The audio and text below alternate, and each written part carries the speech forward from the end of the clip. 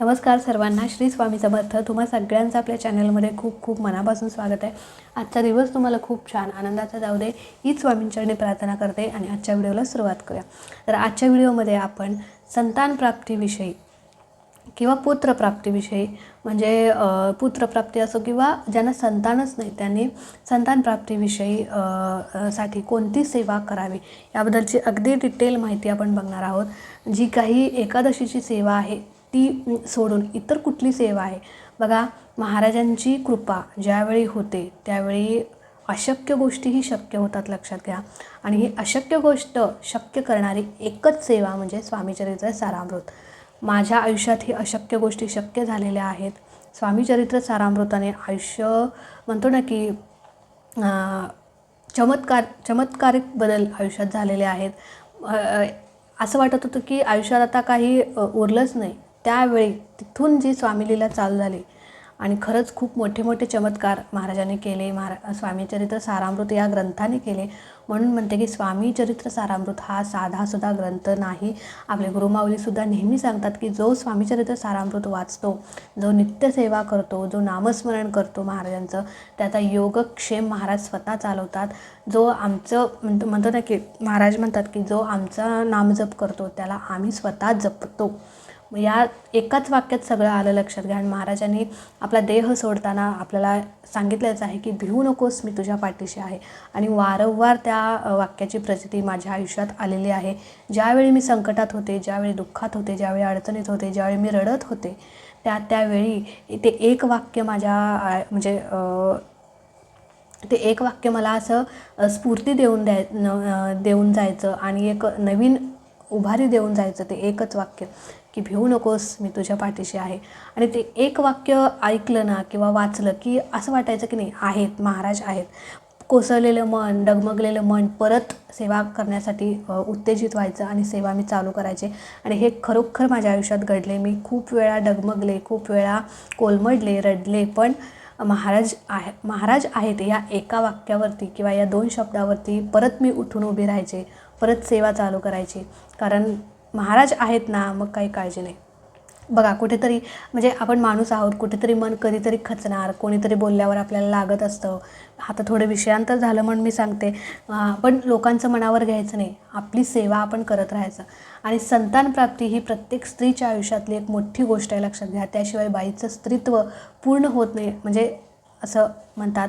आणि आई होणं हे खूप मोठी गोष्ट आहे. आणि प्रत्येकाच्या आयुष्यात ते सुख प्रत्येक बाईला किंवा प्रत्येक स्त्रीला ते मिळावं हीच मी महाराजांच्याकडे नेहमी अपेक्षा करते, इच्छा व्यक्त करते. कारण ते जे काही दुःख आहे ते मी भोगले. आणि ज्यावेळी आपल्याला बाळ होत नसतं त्यावेळी ते दुःख काय असतं ते मी स्वतः अनुभवलं आहे. आणि त्यातून मला बाहेर महाराजांनी काढलं. तुम्हालाही नक्कीच काढतील. फक्त ही एक सेवा करा, तुमच्या सेवेवरती विश्वास ठेवा. आणि जे काही तुम्ही मेडिकल ट्रीटमेंट घेताय तीही तुम्ही करा. आता ताई, आम्ही मेडिकल ट्रीटमेंट करून थकलो, पण आमच्यात काहीच प्रॉब्लेम नाही आहे, मिस्टरांच्यातही काही प्रॉब्लेम नाही, माझ्यातही काही प्रॉब्लेम नाही, तरी पण आम्हाला गर्भधारणा राहत नाही, आम्हाला मूलबाळ होत नाही, तर तुम्ही नक्की ही सेवा करा. 100% नव्हे, 1001% तुमच्या आयुष्यात लहान बाळ गोपाळ येईल, एक लक्ष्मी तुमच्या घरात येईल, यात काही शंका नाही. फक्त सेवा करत असताना ती मनापासून करा की या सेवेने मला माझं फळ, मला माझं जे काही आहे ते मिळणारच, अशी एक ठाम निर्णय किंवा ठाम इच्छाशक्ती आपली जी असते ना ती खूप स्ट्रॉंग ठेवायची. आणि महाराजांच्यावरती विश्वास पूर्ण ठेवायचा. कुठेही तो विश्वास डगमगू द्यायचा नाही, खचून जायचं नाही, काही नाही. तर काय करायचं बघा, थोडंसं विषयांतर झालं, मला माफ करा, पण बोलावंसं वाटलं की कारण खूप साऱ्या अशा कमेंट्स येतात की ताई, म्हणजे त्या कमेंट्स वाचून मला वाईट वाटतं की बापरे, म्हणजे इतकं पण वाईट कुणाच्या आयुष्यात नको असं वाटतं. तर माझ्या लग्नाला 4 वर्ष झाली होती. 4 वर्षानंतर 5व्या वर्षी मला गर्भधारणा झाली. पण एकेकांच्या आयुष्यात 16 वर्ष झाले, 10 वर्ष झाली, 11 वर्ष, किती मोठा कालावधी आहे, लक्षात घ्या. इतके वर्ष त्या स्त्रीनं दुसऱ्यांचं बोलणं ऐकायचं की म्हणजे घरातल्यांचं बोलणं, नवऱ्याचे टोमणे, सासूसांचे टोमणे, बाहेरच्यांचे, म्हणजे ते एक स्त्रीच पचवत असते. आणि ते पचवून म्हणजे सगळ्यांचे टोमणे खाऊन पण जे बाळ होत नाही याचंही दुःख असतं. तर खूप ते वाईट असतं. ते एक स्त्रीच समजू शकते किंवा ते स्त्रीच सहन करू शकते. म्हणून एवढं मला असं बोलावं असं वाटलं. त्यामुळे तुमच्या आयुष्यात जर संतानप्राप्ती नसेल, बाळ नसेल, तर अजिबात खचून जाऊ नका. महाराज आहेत, महाराजांच्यावरती विश्वास ठेवा. महाराज अशक्य गोष्टीही शक्य करतात. कितीही तुमचा मोठा प्रॉब्लेम असू दे, काही अडचण असू दे, कुठल्याही तुमच्या पत्रिकेत कुठलाही दोष असू दे, त्या दोषावरती दोषाला त्या मागे ठेवून महाराज तुमच्या आयुष्यात चमत्कार करतील, लक्षात घ्या. तर स्वामी चरित्र सारामृत हा जो ग्रंथ आहे ना, तो तुमच्याकडे असायला हवा आणि एक दिव्य अनुभूती तुमच्याकडे असायला पाहिजे, लक्षात घ्या. तुम्ही रोज सेवा करताय का? तर काही ताई म्हणतात की हो आम्ही रोज सेवा करतो. पण स्वामी चरित्र सारामृताचं तुम्ही 108 पाठ नक्की करा. 108 पाठ बघा, ज्याच्या आयुष्यात ही अद्भुत सेवा घडते ना, त्याच्या आयुष्यात कुठल्याही संकटाला थारा नसतो, कुठलीही समस्या त्वरित म्हणजे म्हणतो ना की एखाद्याची इच्छा आधीच पूर्ण होते. एखाद्याची म्हणजे ज्याचे भोग जास्त असतात, प्रारब्ध जास्त असतो, त्याला वेळानं अनुभव येतो. पण नक्की या सेवेचा अनुभव येतो, लक्षात घ्या. कितीही मोठं संकट असो, कितीही मोठा दोष असो, प्रॉब्लेम असो. तर आता संतान प्राप्तीसाठी तुम्ही कशी सेवा करायची? 100 पाठ करू शकता, 108 पाठ करू शकता. आता 2 सेवा तुम्ही करू शकता. एक दुर्गा सप्तशती पण करू शकता आणि स्वामीचरित्र पण करू शकता. आता उद्याच्या व्हिडिओमध्ये आपण दुर्गा सप्तशतीचे पाठ कसे करायचे ते बघूया. आपण आजच्या व्हिडिओमध्ये आपण स्वामीचरित्र सारामृताचे संतान प्राप्तीसाठी असेल किंवा कुठल्याही समस्येसाठी तुम्ही 108 पाठ कसे करायचे, नियम अटी काय आहेत, संकल्प कसा करायचा, अगदी डिटेल व्हिडिओ आपण बघणार आहोत. व्हिडिओ शेवटपर्यंत नक्की बघा. तर सगळ्यात पहिले काय करायचं, कुठल्याही दिवसाची वाट बघायची नाही. गुरुवार असो, नाहीतर हा दिवस चांगला आहे तो दिवस, काही नाही. ज्या दिवशी आपल्या मनात विचार आला तोच दिवस चांगला, एवढं लक्षात घ्या. आणि त्या दिवशीपासूनच सेवेला चालू करायचं. फक्त काय करायचं की आदल्या दिवशी, आता तुम्ही उद्यापासून सेवा चालू करणार, तर आदल्या दिवशी नारळ, खडीसाखर घेऊन अगरबत्ती, नारळ, खडीसाखर, अगरबत्ती घेऊन, फुलं घेऊन महाराजांच्या केंद्रात मठात जायचं आणि महाराजांना सांगायचं की महाराज, संतान प्राप्तीसाठी मी तुमची म्हणजे स्वामीचरित्र सारामृताचे ते जे काय आपण नेले ते महाराजांना अर्पण करायचं. महाराजांना त्रिवार मुजरा करायचा. महाराजांना प्रार्थना करायची की महाराज, संतान प्राप्तीसाठी किंवा मला मुलबाळ होण्यासाठी मी स्वामीचरित्र सारामृताचे 108 पाठ करतोय किंवा करते आहे आणि ही सेवा माझ्याकडून निर्विघ्नपणे पूर्ण होऊ दे. आणि आयुष्यात खूप दुःख सोसले हे महाराजांनाही माहीत असतं, पण ज्या अर्थी तुमच्याकडून ही सेवा घडते ती महाराजांचीच इच्छा, कुठेतरी त्या समस्येचा शेवट जवळ आला, लक्षात घ्या. म्हणून ही सेवा तुमच्याकडून घडते असा विश्वास ठेवा. महाराजांना सांगा की महाराज, माझ्या आयुष्यात बाकी काही नको, पण मला एक मूल हवं आहे आणि ह्या सेवेने मला माझी इच्छाप्राप्ती होऊ दे किंवा इच्छा माझी पूर्ण होऊ दे. आणि अशी प्रार्थना करायची आणि घरी यायचं. दुसऱ्या दिवशी सकाळी लवकर उठायचं, स्नान वगैरे करायचं, देवपूजा करायची. महाराजांची मूर्ती असेल तर अभिषेक वगैरे करायचा, फोटो असेल तर स्वच्छ पुसून घ्यायचा. पंचोपचार पद्धतीने महाराजांची पूजा करून घ्यायची आणि सेवेला चालू करायचं. कळालं? सेवेला चालू करायचं, डायरेक्ट सेवेला चालू करायचं म्हणजे काय बघा. पूजा वगैरे झाली, आता सगळ्यात पहिले संकल्प करायचा असतो. आता याचे नियम अटी काय, मध्येच सुतक वितळालं तर काय करायचं, सगळं सांगणार आहे. त्याच्यामुळे व्हिडिओ शेवटपर्यंत नक्की बघा. आता संकल्प करायचा. संकल्प करत असताना, आता कुठलीही सेवा करत असताना त्याचा त्वरित अनुभव तुम्हाला पाहिजे असेल तर काही गोष्टी आहेत त्या आपण लक्षात घेऊन सेवा केली पाहिजे. बघा, बरेच जण संकल्प करतात, सेवा करतात, पण काही अशा छोट्या छोट्या गोष्टी आहेत त्या तिथे चूक करतात आणि मग कुठेतरी त्यांचा म्हणजे अनुभव यायला, प्रचिती यायला उशीर होतो किंवा वेळ लागतो. सेवा करत असताना बसण्यासाठी आसन घ्यायचं. कधी पण बघा, तुम्ही केंद्रात जा, मठात जा, कुठल्याही मंदिरात जा, बसण्यासाठी आसन प्रत्येकाला ठेवलेलं असतं किंवा सतरंजी असेल, जमखाना असेल, हातरलेलं असतं. का तर तो भक्त किंवा म्हणजे काही तो नामस्मरण करो, काही करो, तो खाली बसून करू नये. यासाठी नेहमी केंद्रात, मठात किंवा कुठल्याही मंदिरात आसन हे अंतरलेलंच असतं, कारण त्याचं खूप महत्त्व आहे, लक्षात घ्या. म्हणून तुम्ही घरी सेवा करताना पण आसन घेऊनच करायचं, आसनावर बसूनच सेवा करायची. कारण डायरेक्ट जमिनीवर बसला तर तिथे भूमिदान होते, त्याचं जराही फळ आपल्याला मिळत नाही. म्हणून कळालं? तर आता आसन घ्यायचं बसण्यासाठी.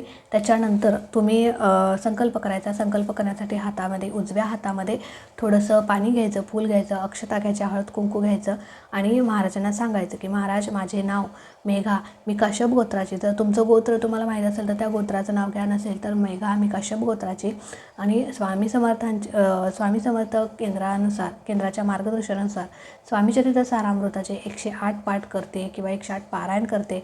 कशासाठी करताय तर मला संतान प्राप्ती व्हावी यासाठी मी हे 108 पाठ करते आणि हे पाठ माझे निर्विघ्नपणे पूर्ण होऊ देत, ही सेवा तुम्ही निर्विघ्नपणे पूर्ण करून घ्या अशी महाराजांना प्रार्थना करायची. फक्त संकल्प करत असताना अखंड हा शब्द अजिबात वापरायचा नाही. यथाशक्ती यथा काल अशी मी सेवा करेन किंवा करवून घ्या अशी महाराजांना प्रार्थना करायची. आणि जे काही ते संकल्पाचं पाणी आहे ते खाली सोडायचं, ते पाणी झाडाला घालायचं, तुळशीला नाही घालायचं. कळलं? आता सेवेला चालू करायचं. संकल्प झाला, आता धूप दीप अगरबत्ती चालू ठेवायचं. आणि त्याच्यानंतर स्वामी स्तवन, आपल्या नित्यसेवेच्या ग्रंथामध्ये स्वामी स्तवन आहे ते पहिल्यांदा वाचायचं. ते एकच दिवशी म्हणजे पहिल्याच दिवशी वाचायचं, रोज रोज वाचायची गरज नाही. कळालं? आता पहिल्या दिवशी स्वामी स्तवन एकदा वाचायचं आणि त्याच्यानंतर स्वामीचरित्र सारामृत हा ग्रंथ पूर्ण वाचायचा.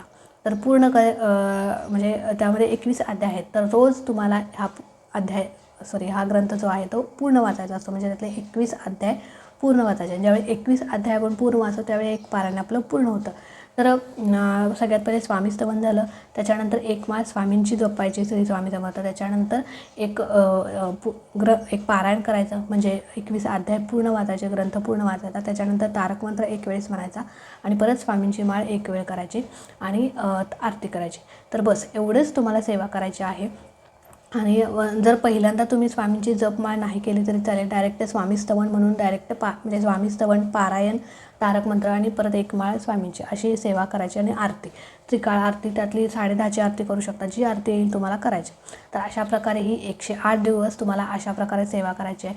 नित्यसेवा चुकवायची नाही. नित्यसेवा म्हणजे काय? तर रोजचे 3 अध्याय तारक मंत्र आणि 11 माळी. 11 माळी म्हणजे करायला जमत नसेल तर 1 माळ करायची.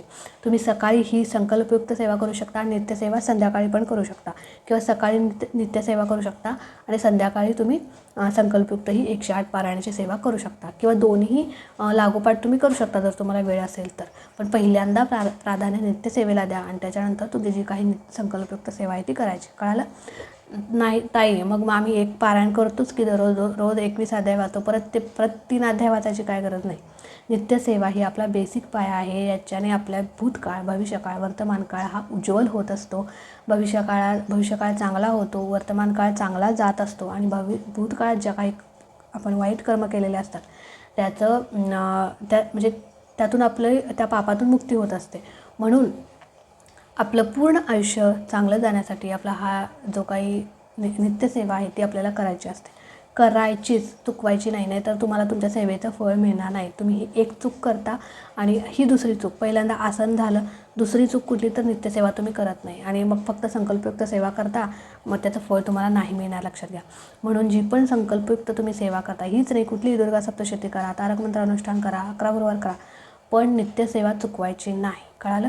आता सेवा काय करायची, कशी करायची, कळालं?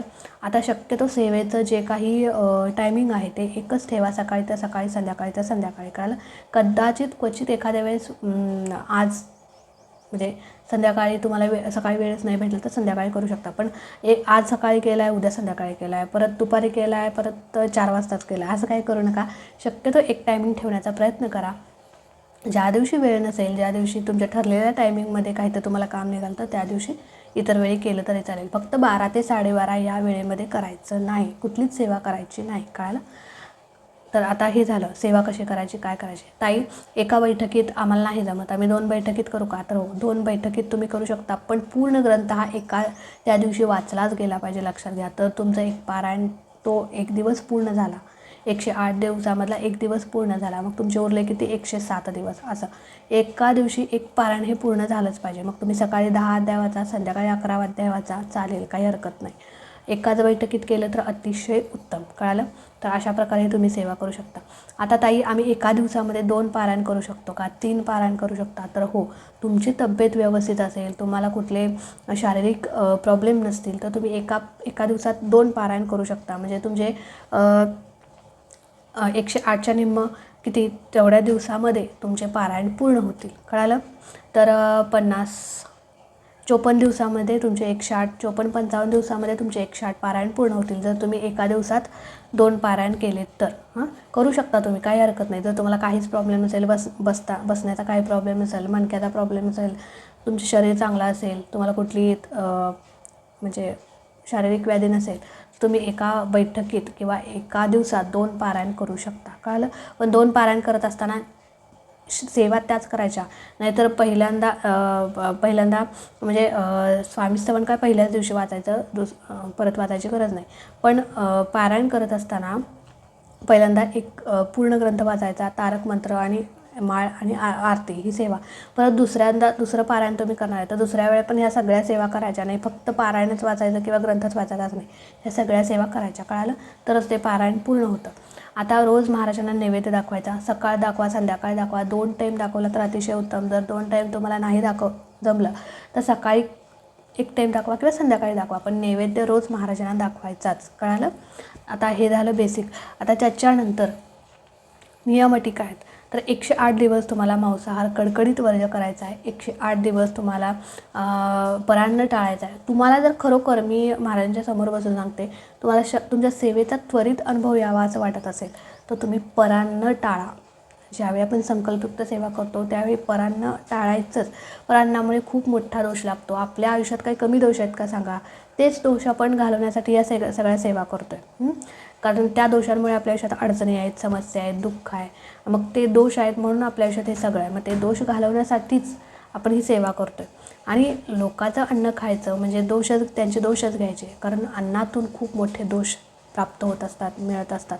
म्हणून आपले दोष आपण कमी करतो आहे आणि त्यांचे आणि घेतो आहे, म्हणजे ती सेवा कधीच पूर्णतः जात नाही, त्याचं फळ पण लवकर मिळत नाही. त्याच्यामुळे परान्न शक्यतो टाळा. क्वचित कधीतरी एखाद्या वेळेस खायचं वेळ आलं तर तुम्ही 3 वेळा गायत्री मंत्र बोला आणि मग ते खा. आता तुम्ही आम्ही परान्न वर्ज्य करा म्हणताय, तर मग आम्ही तुम्ही आईच्या हातचं खाऊ शकता, बहिणीच्या हातचं खाऊ शकता, पत्नीच्या हातचं खाऊ शकता, माहेरचं खाऊ शकता, सासरचं खाऊ शकता. पण दुसऱ्याच्या तुम्ही स्वतःच्या पैशाने बेकरीत खाऊ शकता, हॉटेलमध्ये खाऊ शकता स्वतःच्या पैशाने, दुसऱ्याच्या पैशाने नाही. पण दुसऱ्याच्या घरून एखादी वाटी आलेली असते किंवा एखादं काहीतरी आपल्याला कोणतरी काहीतरी दिलेलं असतं, ते अजिबात खायचं नाही. कळालं? कारण आपले जसे चांगले चिंतणारे लोक असतात तसेच वाईट चिंतणारेही भरपूर असतात, पण ते कळणं आपल्याला लवकर कळत नसतं. त्याच्यामुळे परान्न म्हणजे टाळा. तर हा खूप मोठा नियम आहे.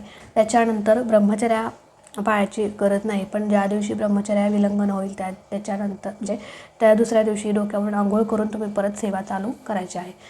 मासिक धर्म आला तर तेवढेच 4-5 दिवस स्किप करायचे आणि सेवा चालू करायची. सुतक विटाळ आलं तर काय करायचं? सुतक विटाळ आलं तर तो बऱ्याच दिवसाचा कालावधी असतो, त्याच्यामुळे सेवा आपली खंडित होते. आता तुमचे 15 पारायण झाले तर तुमच्याकडे सुतक आले. आता सुतक विटाळ काही हे आपल्या हातात गोष्ट नसते, त्याच्यामुळे ती सेवा खंडित होते. तर तुम्ही मला पहिल्यापासून चालू करायचं आहे. काल परवाच एका ताईंचा मेसेज आला होता की ताई माझे 108 पारायण माझी सेवा चालू आहे आणि फक्त 8च पारायण माझे राहिले आहेत, 8 का 7 पारायण त्यांचे राहिले होते. आणि त्यांच्या म्हणजे ताई माहेरी होत्या, माहेरी राहतात आणि माझे 100 पाठ झालेत आणि माहेरी सुतक आले. तर काय करू? तर बघा, ज्यावेळी माहेरी जरी असलात तरी म्हणजे शक्यतो 3 दिवस तरी तुम्ही पाहुणे आहात आता तिथले, त्याच्यामुळे जेवढे दिवस आता माहेरी तर तुमच्या तिथं देवपूजा वगैरे काही होणारच नाही, त्याच्यामुळे सेवा ही खंडितच होते. त्यामुळे पहिल्यापासून तुम्हाला सेवा चालू करावी लागते. कारण तुम्ही समजा माहेरीच राहत असाल त्यामुळे तिथे तर काही देवपूजा होणारच नाही ना, कारण आणि तुम्हीही करू शकणार नाही, त्याच्यामुळे सेवा ती खंडित होते. परत पहिल्यापासून सेवा चालू करायची. आणि बघा, सेवा खंडित झाली, एवढं झालं आणि माझं असं झालं कळायचं नाही. कारण महाराज तुमच्याकडून जास्त सेवा करून घेत आहेत. लक्षात घ्या, तुम्ही खूप नशीबवान आहात की महाराज तुमच्याकडून अजून सेवा करून घेणार आहेत किंवा अजून सेवा करून घेत आहेत. त्याच्यामुळे आनंदी व्हायचं. किंवा सेवा खंडित झाली किंवा ही सेवा वाया गेली, सेवा कधीही कुठली वाया जात नाही, त्याचं परतफेड महाराज व्याजासकट करत असतात. फक्त आपल्या आयुष्यातला दोष घालवण्यासाठी महाराज तुमच्याकडून अजून सेवा करून घेत आहेत, तुम्हाला अजून प्रबळ करतायत, भक्कम करतायत. लक्षात घ्या. म्हणून एखाद्या वेळेस सेवा आपली खंडित झाली म्हणून नाराज व्हायचं नाही. तर अशा प्रकारे तुम्ही ही सेवा करा. 108 दिवस झाल्यानंतर तुमची सेवा पूर्ण होते. कळालं? 108 दिवस किंवा 100 पाठ झाल्यानंतर तुमची सेवा पूर्ण होते. त्याच्यानंतर परत केंद्रात जायचं, मठात जायचं, एक जाताना नारळ, खडी साखर, अगरबत्ती घेऊन जायचं, फुलं घेऊन जायची, महाराजांना अर्पण करायचं. महाराजांना सांगायचं की महाराज, मी माझी सेवा तुमच्या चरणांशी रुजू करण्याकरता आलो आहे. आता आपण जेवढी सेवा केली ती महाराजांना रुजू करायची असते. पहिल्यांदा गेलो त्यावेळी आपण प्रार्थना करण्यासाठी गेलो, आता आपली सेवा रुजू करायची असते महाराजांना. परत हे सगळं घेऊन जायचं, महाराजांना अर्पण करायचं आणि महाराजांना सांगायचं की महाराज, माझे 108 दिवसाचे पाठ तुम्ही छानपैकी निर्विघ्नपणे पूर्ण करून घेतलेत आणि माझी सेवा देखील पूर्ण झाली आणि इच्छित फळ तुम्हाला नक्की मिळेल. फक्त महाराजांच्यावरती विश्वास ठेवायचा. माझ्या आयुष्यात काय चमत्कार झाला होता सांगू का? 30 दिवस झाले आणि 30 दिवसातच महाराजांनी माझ्या सेवेचं फळ मला दिलं होतं. 108 पाठ पण मला पूर्ण करायला लागलं. म्हणजे ते केले मी, पण त्याच्या आधीच माझी इच्छा पूर्ण झाली. किंवा मी असं काही बोललेच नव्हते सोडा की मला प्रेग्नन्सी राहू दे. फक्त एक इच्छा म्हणून मी स्वामीचरित्र पाठ करत होते आणि न मागता त्या सेवेचं फळ मला मिळालं. तुमची इच्छा तुम्ही व्यक्त केली तर नक्कीच महाराज ते पूर्ण करतील, 100% करतील, यात काही शंका नाही. तर मनापासून महाराजांची भक्ती करा, सेवा करा. तुमच्या आयुष्यातसुद्धा एक म्हणतो ना की घरात बाळगोपाळ येईल, लक्ष्मी येईल, यात काही शंका नाही. चला, आजचा व्हिडिओ इथेच एंड करते. अजून तुमच्या काही शंका असतील तर नक्की विचारा आणि मी नक्की रिप्लाय करेन. आजचा व्हिडिओ इथेच एंड करते. आवडला असेल तर नक्कीच लाईक करा, शेअर करा. चॅनलवरती नवीन असाल तर चॅनल, आता ताई मांसाहार आमच्या घरात आणतात, थोडं राहिलं बरं का, मांसाहार आमच्या घरात आणतात तर काय करू? बघा, तुमच्या घरात आणतात ते खाऊ देत, तुम्ही करूनही द्या, काही हरकत नाही. कारण आपल्या सेवेसाठी आपण दुसऱ्यांचा हिरमोड करायचा नसतो आणि तो कुठेतरी सार्थकी पण लागणार नाही त्यात आपली सेवा. लक्षात घ्या, त्यांचा तळताट मग आपली सेवा, ते कुठेही सेवा मार्गी लागणार नाही किंवा सार्थकी लागणार नाही. त्याच्यामुळे तुम्ही करून द्या, फक्त तुम्ही खायचं नाही, कळालं? अजिबात खायचं नाही. ज्या दिवशी तुमच्या घरात आणले त्या दिवशी त्याच्या म्हणजे करायच्या आधी तुमची सगळी सेवा पूर्ण करून घ्या आणि मग ते काय करायचं आहे ते करा. परत ग्रंथाला वगैरे हात लावू नका, ठीक आहे? चला, श्री स्वामी समर्थ.